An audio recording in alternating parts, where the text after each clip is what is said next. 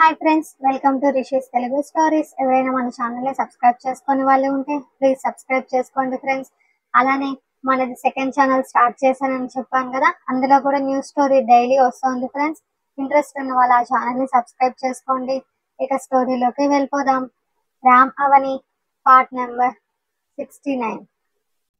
రామ్ తలపై ఒక్కటేసింది శారద. ఏంటిమా అన్నాడు రామ్ తలపై రుద్దుకుంటూ. బాలు అవని ఏదో మాట్లాడుతూ పని చేయడం చూసి, దాని కోపం తగ్గించు, జీవితాంతం చూసుకుంటూ ఉన్నా మీకు సరిపోదు అని శారద వెళ్ళడంతో, ఎప్పుడు వెళుతున్నావురా, ఒక్క మాట కూడా చెప్పలేదు అంది అవని ఆశ్చర్యంగా. దాంతో బాలు చిన్నగా నవ్వి ఊరుకుంటే, షాపింగ్ కంప్లీట్ చేశావా అని అడిగాడు రామ్. హా బావా అని తననే చూస్తున్న అమ్మని చూసి, ఈ 3 నెలలు అమ్మని చూసుకోండక్క అన్నాడు బాలు. రేయ్, నువ్వు మాకు సపరేట్ గా చెప్పాలా, పిన్నిని మేము చూసుకుంటాంలే అంది అవని. ఎల్లుండి వెళుతున్నా అక్క, ఈ ప్రాజెక్ట్ అవగానే వచ్చేస్తాను.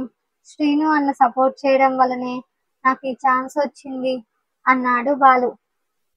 ముందే చెప్పుండొచ్చు కదరా, ఏమన్నా చేసి ఇచ్చుంటా అని అవని తిడుతూ, అక్కడ ఇక్కడలా ఫుడ్ దొరకదేమో, అక్కడ ఫుడ్ వేరే ఉంటుంది, ఇక్కడ ఫుడ్ వేరే అంది అవని. ఇట్స్ ఓకే అక్క, అంతా కంపెనీ ప్రొవైడ్ చేస్తుంది అని టైం చూసుకొని చిన్ని ఇంటి సైడ్ చూశాడు బాలు. చదువుకుంటున్నా అని చిన్ని చెప్పడంతో ఆమెను డిస్టర్బ్ చేయకుండా సైలెంట్ అయ్యాడు. ఇప్పుడు ఈ విషయం చిన్నికి చెప్తే మళ్ళీ ఏడుపు ఎత్తుతుందని బాలు బాధ. అంతలో రామ్ పిలవడంతో తన ఆలోచనల నుంచి తేరుకొని బయటకు వెళ్ళాడు బాలు. ప్యాకింగ్ అట్ట బాక్సులు దింపుకోవడంలో రామ్కి హెల్ప్ చేసి అవన్నీ ఒక సైడ్ సర్దాడు. ఒకప్పుడు కొన్ని మాత్రమే తెచ్చుకునే అవసరం ఉనింది.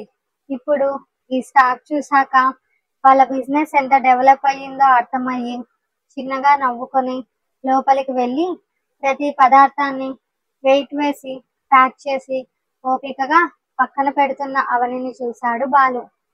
బాలు, సుజాత మిగిలిన వాళ్ళు కూడా వాళ్ళ పనులు కంప్లీట్ చేసి వెళ్ళడంతో అన్నీ సర్దేసి క్లీన్ చేసి ఆ ప్లేస్ అంతా కడిగేశాక లోపలికి వెళ్ళింది అవని.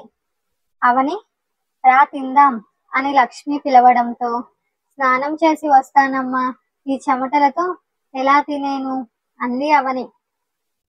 నేను కూడా దాంతో తింటాను, మీరు తినండి అని రామ్ కూర్చున్న దగ్గర నుంచి పైకి లేచేయడం చూసి మౌనంగా వెళ్ళిపోయింది అవని. అవి మాట్లాడవా, ఎన్నిసార్లు పిలుస్తున్నా పలకవేంటే అని అవని వెనకే వెళ్ళాడు రామ్. రామ్ని పట్టించుకోకుండా టవల్ తీసుకొని స్నానానికి వెళ్ళింది అవని. దాంతో బెడ్ పై కూర్చొని ఆమె కోసం ఎదురు చూశాడు రామ్. 10 నిమిషాలలో టవల్లో వచ్చిన అవనిని చూసి లోపల రకరకాలుగా ఉన్న కంట్రోల్ చేసుకుంటూ, అవి అన్నాడు రామ్ గారంగా పిలుస్తూ. అతని గొంతులో మార్పు అర్థమైనా కూడా వెనక్కి తిరిగి చూడలేదు అవని. తన ముందే చీర కట్టుకుంటున్న ఆమెని వెనక నుంచి హత్తుకొని, మాట్లాడే అని అడిగాడు రామ్. నిద్రపోయేటప్పుడు ఎందుకు అని బయటకి పిన్ పెట్టకపోవడంతో రామ్ హత్తుకోగానే అది జారిపోయింది. కోపంగా రామ్ని చూసి మళ్ళీ పైకి వేసుకొని ఈసారి జారకుండా కొంగు చెక్కుకుంది అవని. ఆ చూపు చూడు, చంపేసేలా అని గొనుగుతూ, నేనేం చేయలేదే, అదే జారిపోయింది అన్నాడు రామ్. రామ్ చేతులు విడిపించుకొని పాపిటిలో నుదుటిన కుంకుమ పెట్టుకుంది అవని. కుంకుమ పెట్టుకుంటున్న అవనిని అలాగే చూశాడు రామ్. నిద్రపోయేటప్పుడు కానీ ఎప్పుడైనా నుదుటిన బొట్టు పెట్టకపోయినా పాపిటిలో మాత్రం ఇంతవరకు అవని కుంకుమ పెట్టుకోవడం ఆపనే లేదు. పీరియడ్స్ అయిన 2 days తప్ప 3rd day స్నానం చేసి మొదట ఆమె చేసే పని అదే. అది చాలదా అతనంటే ఆమెకి ఎంత ప్రేమో అర్థం అవ్వడానికి అని వెళ్ళిపోతున్న అవని చేతిని పట్టుకొని తన వైపు లాక్కున్నాడు. వదులు అంది అవని. విడిపించుకోవడానికి ట్రై చేస్తూ. ఏంటే సైలెంట్ గా ఉన్నానని కథలు చేస్తున్నావా? చంపేస్తా రాక్షసి, నాతో మాట్లాడి వారం అయ్యిందే అన్నాడు రామ్ బాధగా. ఓ గుర్తుందా అని, అయినా నాతో నీకేం మాటలు, వెళ్ళి మీ అక్క కూతురుతో మాట్లాడుకో. దాని చదువుకి పెట్టి మంచి సంబంధం చూసి దానికోసం ఎక్స్ట్రా టైం కష్టపడి మాటలు అనిపించుకో. ఎంతైనా నీ మేనకోడలు కదా, అది ఎన్ని తిడుతున్నా నీకు ముద్దుగానే ఉంటుంది. కానీ నా భర్తను అన్ని మాటలంటే నేను సహించను. అవి నా గురించి నీకు తెలీదా అంటూ ఆమె చుట్టూ చేతులు వదిలి ఆమె చెంపపై చేయి వేశాడు రామ్. తెలుసు, వాళ్ళ కోసం నన్ను కొట్టడానికి కూడా వెనకాడని రాముడు నువ్వు. ఎంతైనా మీరు ఒకే కుటుంబం, ఒకే రక్తం. నేనే బయటదాన్నిలే అని రామ్ చేతిని తోసేసింది అవని. ఛీ, నువ్వు బయటదాని వెంటే దెయ్యం. నువ్వు నా ప్రాణమే రాక్షసి. నిన్ను నాలో మొత్తం నింపేసుకున్నాను. వాళ్ళతో రక్త సంబంధం ఏం లేదే, చుట్టాలు మాత్రమే. మా నాన్న, మా అమ్మ మాత్రమే నా రక్త సంబంధం. ఇవన్నీ నీకు తెలిసినా కూడా ఈ కోపంలో గుర్తు ఉండదు. నేను గుర్తు చేయాలి అంతేనా అన్నాడు రామ్ అవని కళ్ళు తుడుస్తూ. ఈ తీయని మాటలు నాకు అవసరం లేదు అంది అవని బయటకు వెళ్ళిపోతూ. సరే, ఎన్ని రోజులు ఇలా ఉంటావు? జీవితాంతం ఇలానే ఉండగలవా నాతో అన్నాడు రామ్ కోపంగా. ఆ మాటలకి నడుస్తున్న అవని ఆగిపోయింది. కానీ మళ్ళీ వెళ్ళిపోవడంతో రామ్లోని కోపం హద్దులు దాటింది. తన రూమ్ లో ఉన్న బైక్ కీస్ తీసుకొని అవని వెనకే వెళ్ళాడు రామ్.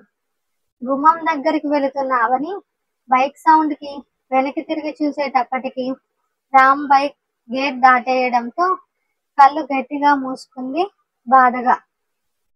ఏయ్, వాడేడే అంది శారద అవనిని చూసి. దాంతో తన ఫేస్ నార్మల్ గా పెడుతూ, వాళ్ళ ఫ్రెండ్ ఫోన్ చేస్తే వెళ్ళాడత్త, 10 నిమిషాలలో వస్తా అని అన్నాడు అంది అవని. సరేరా, నువ్వు తినేద్దు అంది శారద.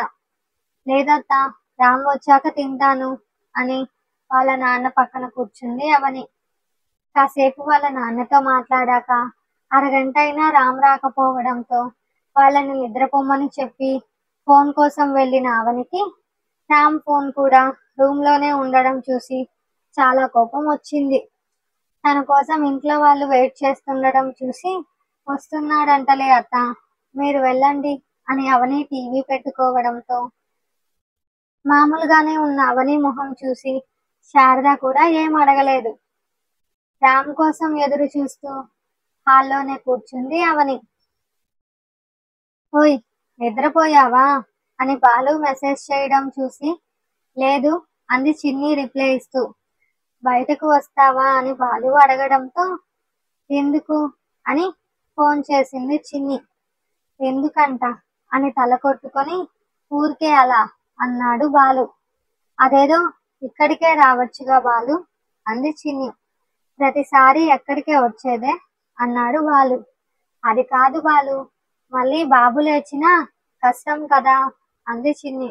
అబ్బా, స్ట్రీట్ ఫుడ్ తినేసి వచ్చేద్దాం చాలా అని బాలు అనడంతో హా అవునా, అయితే ఓకే, ఇంటి దగ్గరకు రా అంది చిన్ని. తిండిపోతుదానా, నా కోసం మాత్రం రావు గాని స్ట్రీట్ ఫుడ్ అనగానే ఎగేసుకొని వస్తున్నావా అన్నాడు బాలు. హలో, ఫుడ్ కోసమైనా సరే ఎవరితో పడితే వాళ్ళతో వెళ్ళము కదా, అది ఈ టైంలో నువ్వు కాబట్టే కదా వస్తున్నా. అంటే నీకోసమే కదా అంది చిన్ని. నీ అతి తెలివి నా దగ్గర చూపించకు, నోరు మూసుకొని గోడ దగ్గరకు రా, నేను వస్తున్నా అని బాలు ఫోన్ కట్ చేయడంతో ఆ గాడ్, ఎందుకు నన్ను ఈ బాలుకే కనెక్ట్ చేశావు అని చిన్ని అడగడంతో సిగ్గులేదు, ఆ బాలుగాడికి పడిపోయిందే కాకుండా దేవుడిని అడుగుతున్నావు అని అంతరాత్మ నిజం చెప్పడంతో దానిని ఒకటి పీకి మళ్ళీ బాలు లేట్ అయితే తిడతాడని డోర్ ఓపెన్ చేసి లాక్ చేసుకుని చెప్పులు వేసుకుని చిన్నగా గోడ దగ్గరకు వెళ్ళింది చిన్ని. బాలు కోసమే తను అక్కడ హైట్ గా ఇటుకురాలు పేర్చింది. కానీ అవి ఈరోజు తనకే పనికి రావడంతో ఫాస్ట్ గా గోడ ఎక్కి కూర్చుంది చిన్ని. అప్పటికే బాలు అక్కడ వెయిట్ చేయడం చూసి, సారీ లేట్ అయ్యిందా అంది. లేదే, చాలా త్వరగా వచ్చావు అని దిగు అన్నాడు బాలు. కావాలని నన్ను ఏడిపించుకో అంది చిన్ని. ఆ గోడ దూకలేవు కానీ బాలు చిన్నిని చూసి చేతులను ఇవ్వడంతో అతని చేతులు తోసేసి నన్ను పట్టుకో అంటూ క్షణంలో బాలు పైకి దూకేసింది చిన్ని. మెంటల్, పడుంటే అని చిన్నిని గట్టిగా పట్టుకున్నాడు బాలు. బాలు కిందకు వదలడంతో నిలబడి, పడలేదుగా అంది చిన్ని. అంతలో లైట్ వెలుతురు పడడంతో చిన్ని చేయి పట్టుకొని బైక్ వెనక దాక్కున్నాడు బాలు. అది రామన్న కదా అంది చిన్ని. అవును, అయినా ఈ టైంలో బయట నుంచి వస్తున్నాడేంటి అని మనసులో అనుకొని రామ్ వెళ్ళిన 5 నిమిషాల తర్వాత బైక్ స్టార్ట్ చేసి చిన్నిని తీసుకుని వెళ్ళాడు బాలు.